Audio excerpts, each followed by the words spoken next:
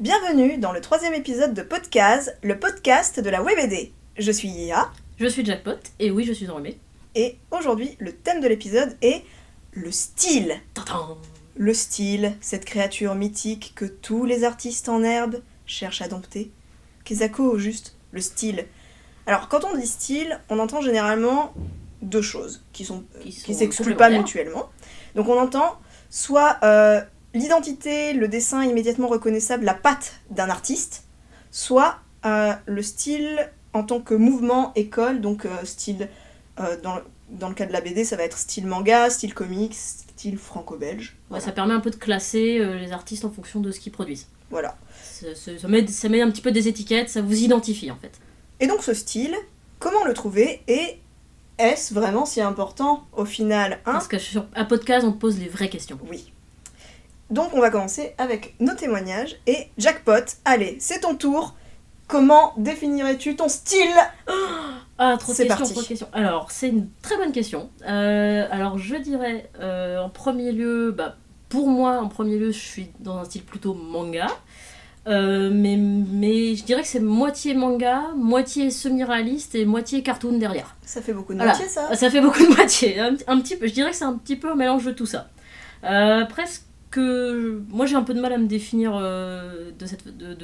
clairement, mais ce que j'ai déjà entendu, on m'a déjà dit que j'avais un style plutôt comics, ce qui me remplit de grande perplexité parce que vraiment j'aime pas du tout le style comics en donc général. Comics, c'est du type genre... X-Men, tu vois. D'accord, donc... pour moi j'entends ça quand on me dit comics, mais après c'est très large, il y a plein de choses différentes, mais bon.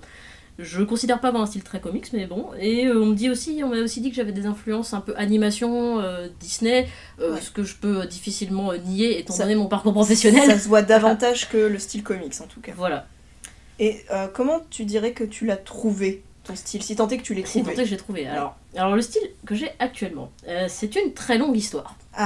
Qui commence il y a bien 20 ans, figure-toi. Moi, le cheminement que j'ai eu pour entre guillemets trouver mon style, c'est fait un petit peu à l'envers. C'est-à-dire qu'on entend souvent quand on est artiste, on va se dire il faut que je trouve mon style, je vais chercher mon style. Et moi, j'ai plutôt cherché l'inverse. En fait, j'ai cherché à ne pas avoir un style, en fait. Ça, c'est... C'est un peu bizarre. En fait, ce qui s'est passé, c'est que quand j'avais, mettons, 15 ans, à peu près, j'ai découvert le manga. J'ai découvert le manga Sailor Moon. Et alors là, ça a été la révélation. C'était ça qu'il fallait que je voulais faire ça. Je voulais vraiment dessiner. C'était le choc stylistique. Voilà, c'était Sailor Moon. Donc j'ai commencé à dessiner vraiment très concrètement en recopiant le manga de Sailor Moon. Mais allez savoir pourquoi, à la même époque, dans ma tête, je me suis dit, j'aime ce style, mais je peux pas utiliser ce style puisque c'est pas le mien. Il existe déjà, donc je peux pas me l'approprier. Ce serait du vol en fait, ce serait mal. Alors vraiment, je me suis mis tout de suite des barrières morales de manière parfaitement arbitraire et c'était rétrospectivement un point de vue très très immature. J'avais 14-15 ans. Oui, voilà. C'est normal. Mais du coup, en fait, ce qui s'est passé aussi, concours de circonstances, à la même époque, je me suis retrouvée avec entre les mains un album de Torgal. Donc Sailor Moon, Torgal. Sailor Moon, Torgal, voilà, tout est normal. Et donc Torgal, quand je découvre Torgal, c'est du style réaliste, quoi. Et donc là, je me suis dit, comme c'est réaliste, il n'y a pas de problème de copier, pas copier, c'est réaliste, c'est solide, voilà, il n'y a pas de problème, quoi. Donc, logique. C'est logique, voilà, quand on a 15 ans, on a 15 ans, hein. Et donc je suis plutôt partie dans du... Voilà, j'étais à la fois influencée par le manga, mais je voulais quand même plutôt dessiner réaliste. Il y avait aussi à l'époque Tsukasa Ojo, qui est l'auteur de City Hunter, qui était très à la mode et donc, qui m'a aussi influencée. Connu sous le nom de Nicky Larson, voilà, en français. Et qui avait un style, certes manga, mais quand même assez réaliste, très solide, etc. Beaucoup de détails, donc ça aussi, ça m'a un petit peu influencé. Ouais, il est un peu à la jonction entre les codes et les schémas du manga ça, voilà. Et le dessin plus réaliste. Ouais. Et il y avait aussi à l'époque un petit peu de Campbell, l'auteur de Danger Girl, qui faisait des pin-up très sexy, très plantureuses, qui m'a un petit peu influencée aussi. Et donc voilà, pendant plusieurs années, je suis partie là-dedans à essayer de rester plutôt réaliste, tout en expérimentant plein d'autres choses, parce que j'ai aussi fait des études d'art, et donc c'est une époque où on expérimente plein de choses. Quand tu fais des études d'art, t'es obligé de sortir un peu de ta zone de confort. C'est ça, puis on te fait faire beaucoup de choses, puis bon, j'avais pas vraiment de zone de confort, puisque je dessinais un peu, en me disant faut que je fasse comme ci et pas comme ça. Et en fait, le jour où j'ai vraiment eu un déclic, c'était vers mes 23-24 ans, je dirais, donc 10 ans plus tard, hein. Et là, je me suis dit, mais en fait, pourquoi je me contrains comme ça ? J'ai envie de dessiner de cette façon-là, en fait. Pourquoi est-ce que je m'empêche de le faire si j'en ai envie ? Et je me suis juste dit, je vais l'assumer en fait, tout simplement. Je vais écouter ce que j'ai envie de faire, je vais m'écouter moi, faire ce qui me fait plaisir, dessiner ce qui me fait plaisir de dessiner. Et si on me dit ça ressemble à ci ou ça, je dirais oui, tant pis. Bah oui. Et en fait, ça, c'était un déclic très important parce que ça m'a vraiment mis sur le chemin. C'est-à-dire qu'à partir de ce moment-là, j'ai pris du plaisir à dessiner. Et ça, c'est fondamental. Voilà, on dessine pas pour se faire du mal, tout simplement. Hein, on dessine parce que ça nous fait plaisir. Et là, tout de suite, ça m'a débloqué. Je suis partie sur un chemin. J'avais pas vraiment un style à moi, mais je me faisais plus plaisir. Ça me commençait à me correspondre plus. C'est devenu petit à petit, du coup. Voilà, c'est ça. Ça s'est fait avec le temps parce que je dirais que le style que j'ai actuellement, que je reconnais comme étant mon style, vraiment, il s'est mis en place encore bien plus tard, vers la trentaine, quand j'ai commencé à dessiner Joe. Tout simplement, quand j'ai commencé mon webcomic. Parce que à ce moment-là, mon dessin est devenu un moyen au service d'une fin qui était raconter l'histoire de Joe. Et là, le déclic, c'était fini quoi. Ça y est, le style s'est mis en place à ce moment-là. Tout est tombé en place. Toutes les pièces du puzzle. Toutes les pièces du puzzle se sont agencées et paf, ça fait des chocs à pic. Ça fait le style de Jackpot. En tout cas, le style que j'ai actuellement en tant que dessinatrice de Joe. Oui, parce qu'au final, c'est pas tant que t'as une ou plusieurs cases à cocher, c'est que tu choisis des blocs que tu agences toi-même voilà. et qui sont confortables dans cette position-là, mais qui peuvent être amenés à bouger éventuellement. C'est ça. Donc j'ai fait ma petite tambouille. Et du coup, à l'heure actuelle, je me rends compte que je vais aimer, au niveau de mes influences, j'aime énormément de styles différents. Je vais aimer des styles qui sont très très graphiques, très cartoon, mais je vais aussi aimer des styles qui sont très détaillés, très esthétisants, plus réalistes, etc. Mais je sais que moi, pour dessiner Joe, je pourrais pas dessiner comme ça parce que pour dessiner Joe, j'ai besoin d'avoir un petit peu de réalisme dans l'anatomie, donc je pourrais pas dessiner de manière trop cartoon parce que ça me briderait à ce niveau-là. Et j'ai besoin d'une narration qui est légère, qui est comédie, qui est fluide, donc je peux pas non plus dessiner quelque chose de trop détaillé, trop foisonnant, trop esthétique parce que ça correspondrait pas non plus en fait à ce que j'ai raconté. Ce serait pas du tout dans le ton de la bande dessinée. C'est ça, exactement. Donc voilà, c'est un ensemble de choses qui ont créé le style que j'ai actuellement. Et ça a pris 20 ans. Voilà. Beau cheminement. Merci. Et toi, Lia, du coup, comment tu définirais ton style ? Ah, quel casse-tête cette question. J'essaie d'y réfléchir depuis qu'on a prévu de faire cet épisode et j'ai... Elle endort plus la nuit. Non, si, ça... Ah, ouais. Ça va quand même. Non, mais j'ai été... Moi, j'avais tendance à plutôt dire que j'avais une influence assez cartoon. Et en fait, quand j'ai demandé à d'autres personnes de m'aider à définir mon style, c'est absolument pas le terme qui a été employé pour le définir, donc j'étais bien embêtée. Alors j'ai une amie qui m'a dit que mon style c'était comme des illustrations de livres pour enfants mais pour adultes.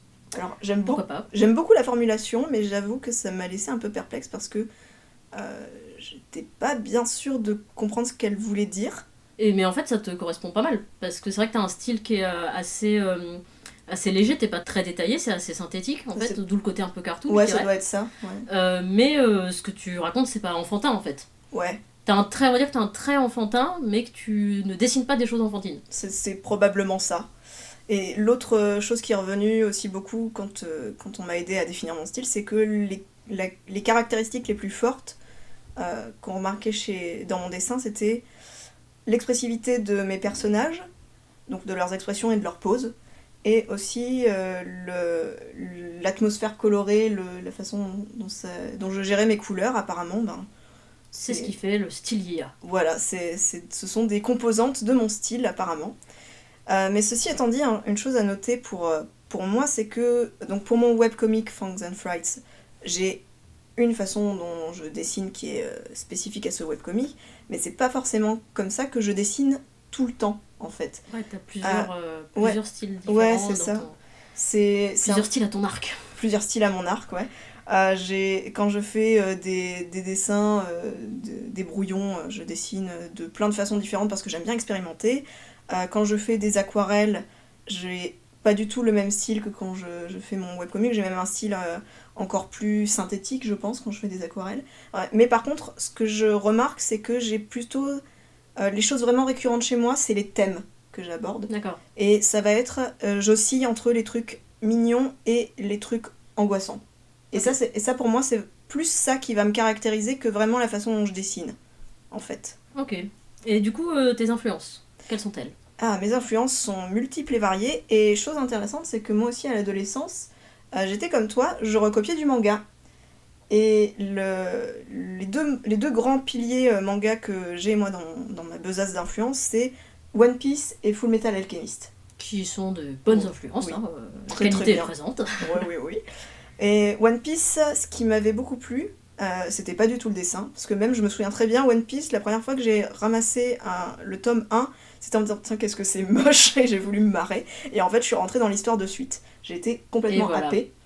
Et au final, ce que j'ai vraiment retenu de One Piece, c'est que Oda a un trait de dessin qui lui permet de faire absolument ce qu'il veut avec ses designs de personnages. Il peut être aussi fou ou aussi sage qu'il le désire, il peut se permettre absolument tout. C'est vrai qu'ils sont très variés les personnages de One Piece. Ouais. Et ça, moi, je trouvais ça fascinant. Et je pense que ça m'a beaucoup influencé dans l'idée que je voulais essayer de trouver un style de dessin qui soit suffisamment simple pour pas que ce soit trop dur à faire, Ouais. mais suffisamment malléable pour Ouais. pouvoir me permettre de dessiner plein de personnages différents. Ça, c'est vraiment très important pour moi, c'est la diversité des personnages. Et Full Metal Alchemist, par contre, ce qui m'a beaucoup marqué dedans, alors que le dessin est beaucoup plus joli, c'est plutôt la façon dont la narration a été faite. Donc, notamment comment on oscille très rapidement entre un passage extrêmement drôle et un passage hyper dramatique. Je trouve que pour moi, c'est un pilier de la narration, Full Metal Alchemist. Et sinon, en dehors de ça, donc ça, ce sont mes grosses influences manga, mais j'ai énormément d'autres influences où je pique des trucs à droite à gauche. Donc par exemple, il y a John N. Vasquez, qui est l'auteur de Invader Zim, que j'aime énormément, Gravity Falls, beaucoup d'autres cartoons américains, les BD franco-belges en général qui ont bercé mon enfance. J'aimais énormément aussi l'humour britannique avec toutes les séries télé comme l'humour britannique comme Black Books, j'adore, Father Ted, The IT Crowd aussi, enfin bien sûr. Voilà, tout ça. Et aussi le film What We Do in the Shadows de Taika Waititi, c'est un de mes films de cœur, avec aussi, il est pas britannique Taika Waititi, mais Shaun of the Dead, c'est aussi un de mes grands films préférés. Enfin, oui, c'est les trucs avec de l'humour un peu pince sans rire. Ouais, j'adore ça. Je sais pas si j'arrive à m'en inspirer correctement, mais en tout cas j'adore ça. Puis aussi il y a des jeux vidéo, parce que on fait pas que lire des bouquins et regarder des films, c'est Pokémon, Undertale et Off de Mortis Ghost. Enfin bref, c'est tout ça, c'est un peu dur de trier parfois qu'est-ce qui me plaît exactement et qu'est-ce qui m'influence exactement dans une œuvre, mais j'ai en fait la variété de tout ça et c'est le mélange en fait. Ouais, c'est le mélange et le fait aussi que quand on me demande ce qui m'influence, je pense à ça parce que ça a eu un grand impact dans ma vie. Et j'arrive pas forcément précisément à mettre le doigt sur pourquoi. Mais ça t'influence. Mais ça m'influence. C'est des choses qui t'influencent. Et du coup, qu'est-ce qui ne fait définitivement pas partie de ton style ? Bien, tu vois, tu parlais de Torgal tout à l'heure. Et moi, par exemple, Torgal, tout ce qui est trop réaliste, ça, c'est quelque chose très tôt. Je me suis dit, oh, mais ça m'intéresse pas du tout, ça, en fait. Nous allons faire du réalisme shaming dans cet épisode. Mais non. Rien de personnel, hein. Si vous décidez réaliste, nous n'avons rien contre vous. Le réalisme, c'est une prouesse technique. Je ne reviendrai pas là-dessus. On est tous d'accord. C'est très bien, c'est un très bon exercice à faire, mais en tant que spectatrice et en tant qu'autrice, je ne trouve aucun intérêt à refaire quelque chose qui ressemble à quasiment 100% à ce qu'on voit déjà dans la vraie vie. Je comprends tout à fait ton point de vue. Donc moi, le réalisme, ça m'ennuie. Et voilà, ça c'est dit. Voilà. Mais après, si c'est votre truc, foncez, voilà. Tenez pas compte de mon avis à moi. C'est sûr. c'est juste que du coup, là en l'occurrence, j'explique ça parce que ça fait partie des choses où je me suis pas posé la question sur le fait que je voulais pas faire ça. En fait, ça fait pas partie de mon style. Et puis c'est tout. Et du coup, est-ce que ton style a déjà évolué ou radicalement changé ? Alors radicalement non, évolué, oui, forcément, oui. Parce que voilà, depuis One Piece et le moment où je recopiais Luffy dans mes agendas au collège, j'ai quand même parcouru du chemin. Mais concernant le manga, justement, au début, c'est très plaisant à l'adolescence, je trouve, et je pense qu'on est très nombreux à avoir suivi ce cheminement, à s'approprier la codification et la façon dont le manga est très schématique, parce que c'est quelque chose qui permet d'obtenir un résultat satisfaisant, voire joli, très facilement, en fait. Ouais. Et ça, c'est vraiment plaisant, on commence à se sentir à l'aise en tant qu'artiste quand on arrive à exprimer des choses, et le manga, ça permet de faire ça facilement. Donc pour moi, c'est normal que beaucoup de gens démarrent comme ça, en fait. Bah oui, d'ailleurs, d'où toutes les deux, en tant qu'adolescente, c'est le manga qui nous a mis dedans, quoi. Bah oui, voilà. Mais le manga, c'était aussi une frustration qui arrivait très vite parce que du fait que c'était schématique et codifié, on se C'est un retrouve... manque de variété. Ouais. on- Et voilà. ça, je suis pareil que toi. Ouais. En fait, c'est vrai que moi aussi, j'ai commencé par le manga, même si j'ai lâché. Enfin, je peux revenir sur ce que j'ai dit tout à l'heure, mais oui, je te rejoins tout à fait là-dessus. Ouais, voilà, donc très vite j'ai eu besoin de faire des corps et des visages qui ressemblaient à autre chose. Et c'est à partir de là où très vite, en fait j'ai testé plein de trucs qui étaient sans doute plus ou moins en rapport avec toutes les influences que j'ai citées. Et puis ça s'est fait de façon un peu organique sans y réfléchir, quoi. Ouais, voilà. Mais le manga aussi, en fait je trouve que c'est utile de réinjecter, enfin pour moi en tout cas, d'essayer de réinjecter certains aspects codifiés, schématiques à bon escient parce que ça permet de faciliter son travail aussi. C'est vrai. Tout à fait. Eh bien, merci de ton témoignage, Ia. Mais de rien. Du coup, maintenant qu'on vous a donné notre vision, comment on définirait nos styles personnels, je pense qu'on peut compléter la définition du style qu'on a donné en début d'épisode et dire que, alors, en tout cas, moi, la façon dont j'interprète tout ça, je considère que le style, en gros, c'est l'intersection entre la somme des influences graphiques, des influences en général de quelqu'un, avec sa zone de confort. Ouais. C'est-à-dire que votre style il va se trouver dans ce que vous aimez faire et ce que vous aimez. Là où vous aimez voir quelque chose et vous aimez le faire aussi, ça va faire votre style. Ouais, et du coup, une façon aussi de trouver son style, c'est de virer les choses qu'on n'aime pas faire. C'est ça se fait à la fois par addition et par soustraction. Ouais, je parlais du réalisme me concernant, mais j'ai aussi un autre exemple peut-être un peu plus concret. C'est que pendant longtemps, j'ai essayé de me forcer quand je faisais des dessins finis, des illustrations finies. Je voulais absolument avoir un line, donc une ligne d'ancrage, qui était impeccable, qui était belle, et en fait, c'était une contrainte énorme pour moi, je détestais faire ça, au point que ça me bloquait, que j'osais plus faire d'illustration, et au bout d'un moment, je me suis dit que c'était plus possible, et j'ai décidé de laisser mes lines venir telles qu'ils venaient, et de pas chercher à les modifier, de pas chercher à quoi que ce soit. Et du coup, telles que mes lines me venaient, c'est vrai qu'elles sont peut-être un peu plus... c'est pas fermé, quoi. Elles sont pas léchées et elles sont pas fermées, je finis pas mes lignes, et finalement... Mais du coup, on reconnaît justement ton dessin, ça fait partie des choses par lesquelles on reconnaît ton dessin, on identifie ton dessin. Finalement, ça fait partie de mon style d'avoir des lignes pas finies.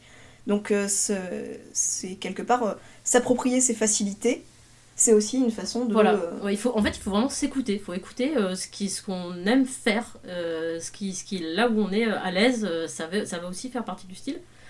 Et on parle souvent du style comme... on définit souvent le style par rapport au graphisme, vraiment, d'un artiste, on pense tout de suite au style graphique, mais pour moi, c'est aussi pas que la façon dont on dessine les bonshommes, pour moi, c'est un ensemble de choses. Ça va peut-être reconnaître vraiment... aussi, par exemple, à la technique, il y a des artistes qui utilisent qu'une seule technique, et c'est comme ça qu'ils ont développé leur style. Au thème abordé, ce que tu disais tout à l'heure sur le mignon, le creepy, pour moi, c'est vraiment...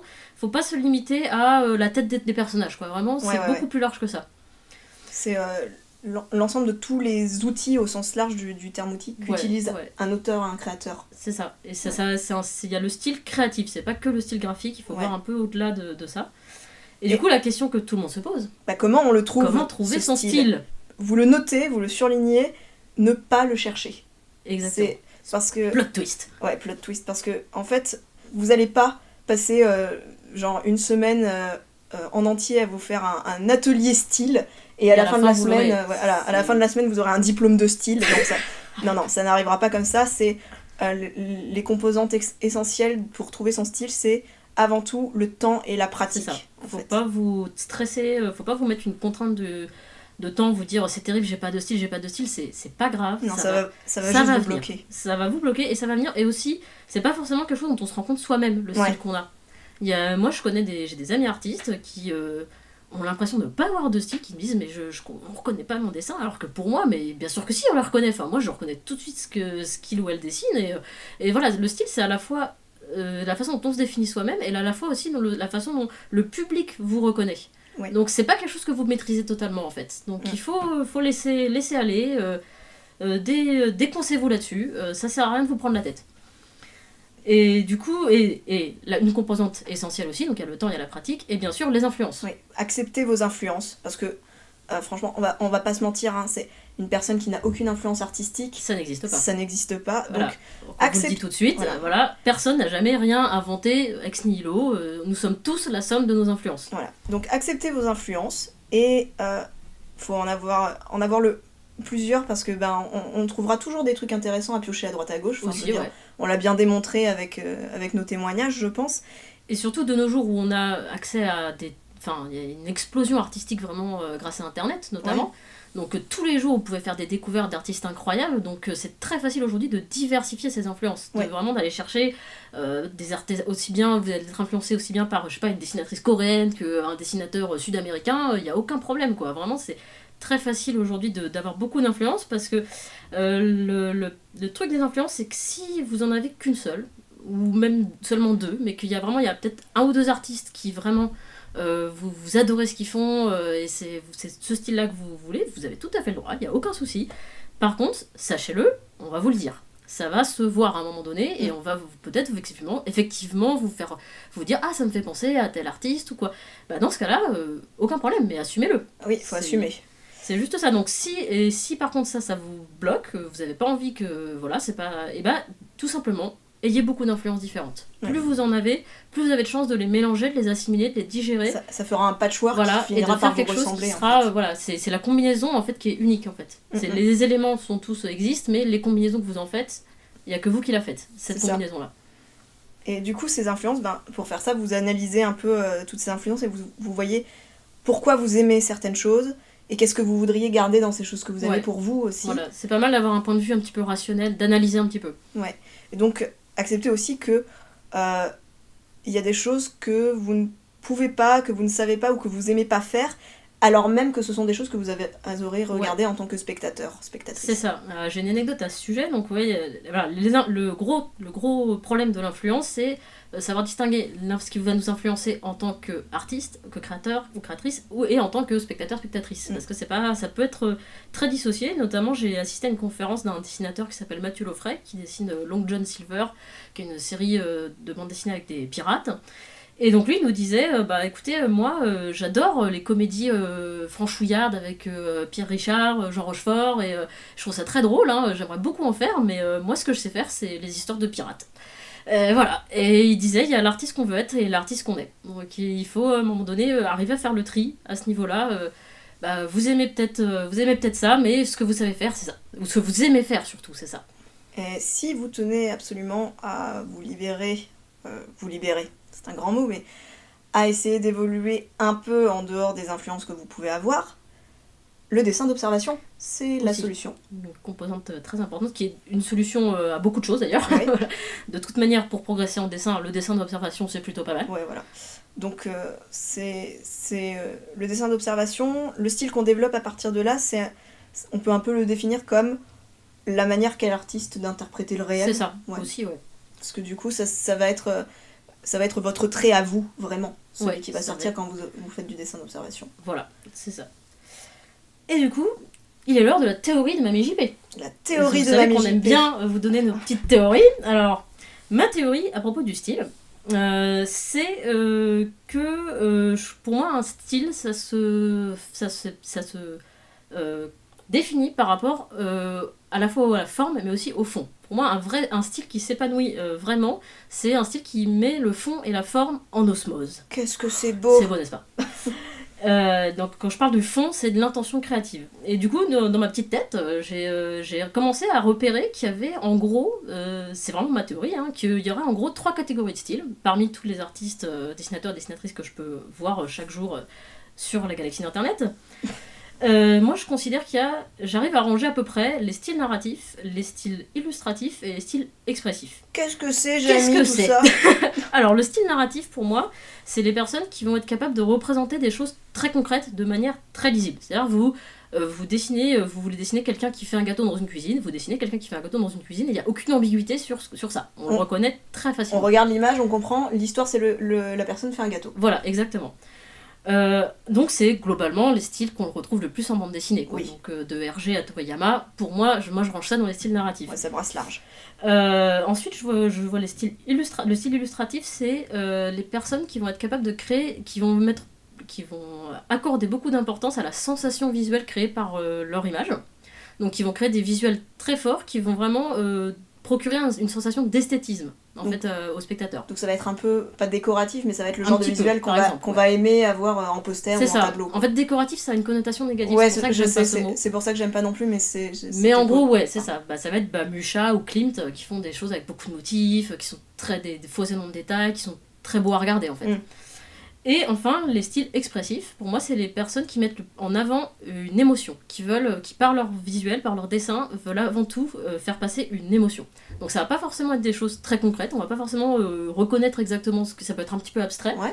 Ça va pas être des scènes très... voilà, la personne fait pas un gâteau dans sa cuisine, c'est un personnage sous, je sais pas, avec un fond un peu... Enfin, c'est pas identifiable en fait, c'est pas concrètement identifiable, mais ça va véhiculer une émotion.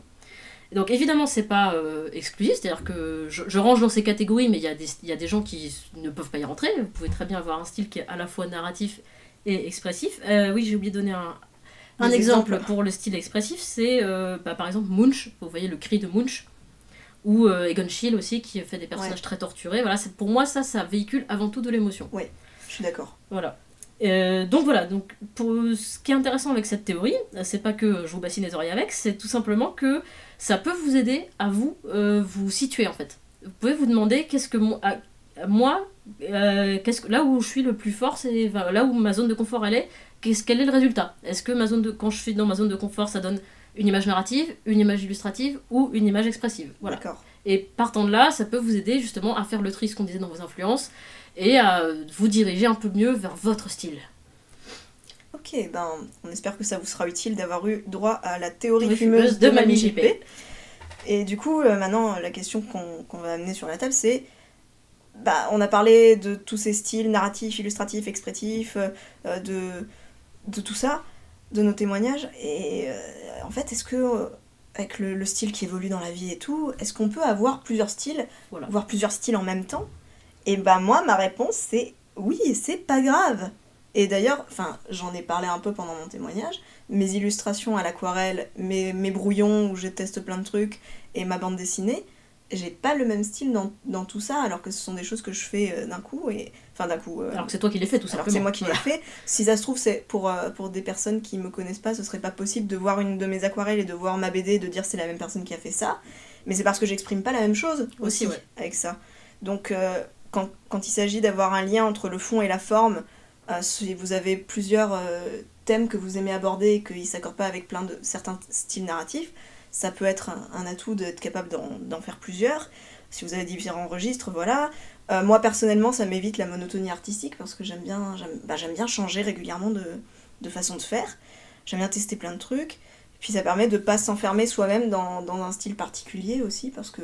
Ouais, aussi. Voilà. En fait, faites ce que vous voulez.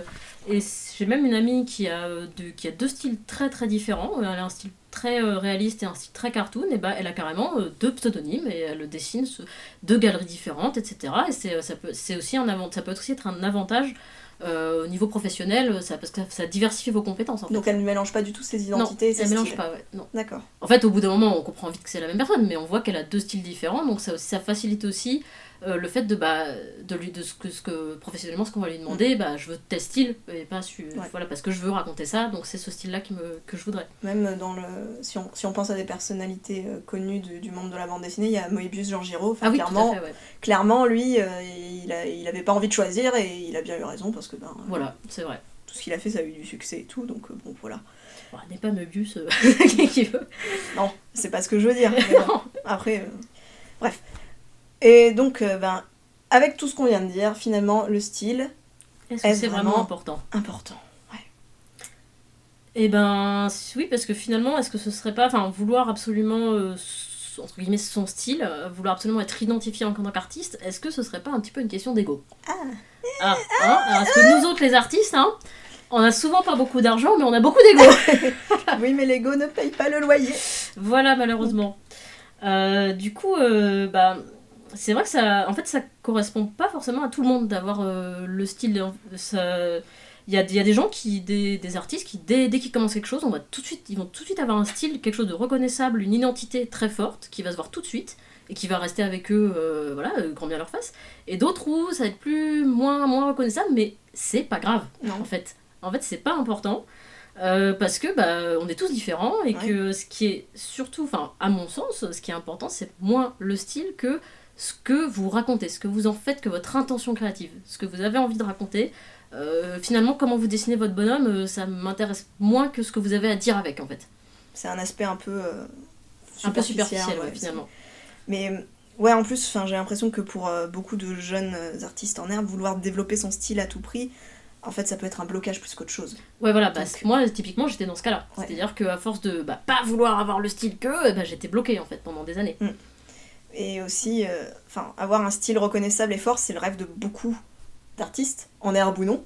Mais en fait, ça correspond pas à tout le monde. Et ça correspond pas à tout le monde. Voilà. C'est pas grave. Et surtout que ça peut aussi être à double tranchant. C'est-à-dire que vous pouvez finalement vous installer dans un style qui vous identifie, vous êtes reconnu dedans, mais peut-être qu'au bout d'un moment, vous aurez envie d'en changer, en fait. Parce qu'en fait, ça vous correspond. La vie est longue, c'est ce qu'on vous souhaite. Que ça vous finira par plus vous correspondre, ou que aussi, dès le départ, vous avez vous-même, vous êtes mis des contraintes qui vous gênent, mais que votre public a fini par s'habituer quand même à ça, et il n'est pas au courant, le public, que en fait, ce que vous faites, ça ne vous plaît pas. Donc ça peut être à double tranchant. Donc il faut se méfier un petit peu de cette question du style. Voilà, donc un style trop fort, ça peut être une forme de prison pour un artiste qui n'osera plus évoluer ou expérimenter.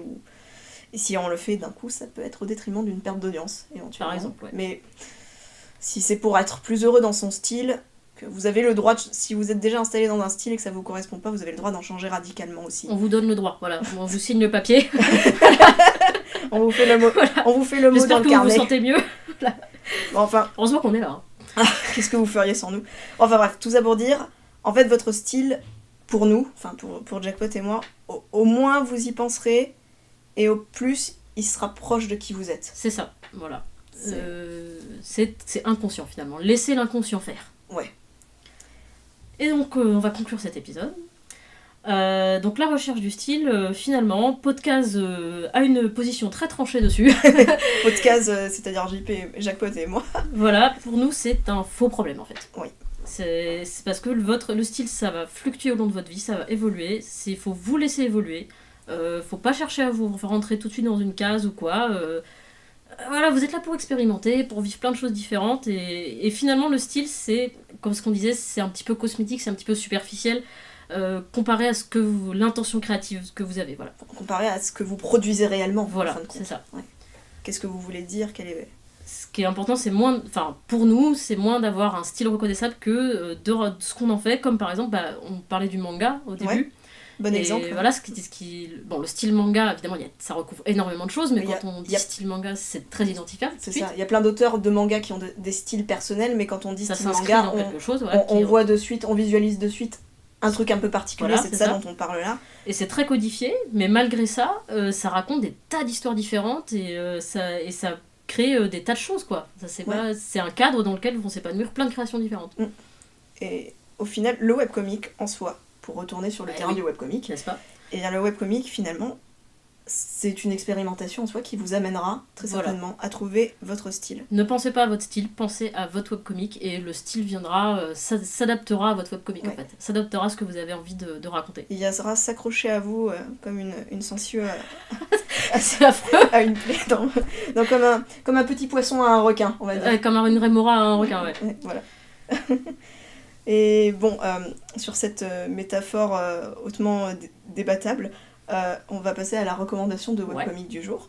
Et on vous a choisi pour cette recommandation de webcomic un webcomic qui, à notre sens, recoupe bien tout ce qui peut découler d'un style artistique personnel, que ce soit d'un point de vue du graphisme, de la narration, de l'atmosphère, de la façon dont tout ça est géré.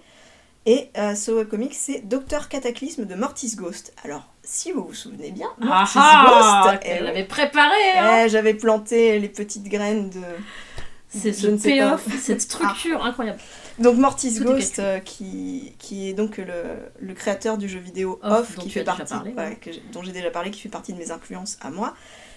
Il fait aussi le webcomic Dr Cataclysme, qui porte le nom d'un protagoniste qui... démarre l'histoire en se prenant une flèche d'or dans la poitrine. Et suite à ça, ça lui confère des super pouvoirs, mais également, il disparaît. Il disparaît complètement de l'intrigue, et en fait, tout le reste de l'histoire, c'est ses coéquipiers qui sont, qui sont dans un vaisseau spatial, parce que c'est une histoire qui se passe dans l'espace, qui le cherchent. Et ce sont des gens normaux en fait, et ils fluctuent un peu dans leur quête de leur ami de façon normale. C'est-à-dire qu'ils se perdent un peu, ils savent pas où chercher, ils font de leur mieux, des fois on voit des morceaux de leur vie, ça a un petit côté tranche de vie, ça a un petit côté absurde, ça a un petit côté onirique, ça a un petit côté contemplatif. Et c'est tout un cheminement comme ça, où on sait pas exactement où on va, mais on suit l'équipage. Et donc le dessin est très très personnel, et la façon de raconter est assez unique. Et pour toutes ces raisons, on trouvait que ça remplissait bien les critères du style. Eh bien, merci Léa pour ta recommandation. J'espère que ça vous plaira. C'est la fin de cet épisode de podcast. Merci de l'avoir écouté. Donc, n'hésitez pas à nous laisser des commentaires, des likes, partager, vous abonner à la chaîne. Vous connaissez la chanson. Oui, et on aime bien quand vous laissez des likes et des commentaires. Oui, c'est vrai, ça nous fait quand même plaisir. Oui. Et on se retrouve bientôt pour le prochain épisode de podcast qui portera sur le thème de l'écriture. Ah, on va pouvoir mettre les mains dans le cambouis. Enfin, il était temps. Ouais. À bientôt. Au revoir.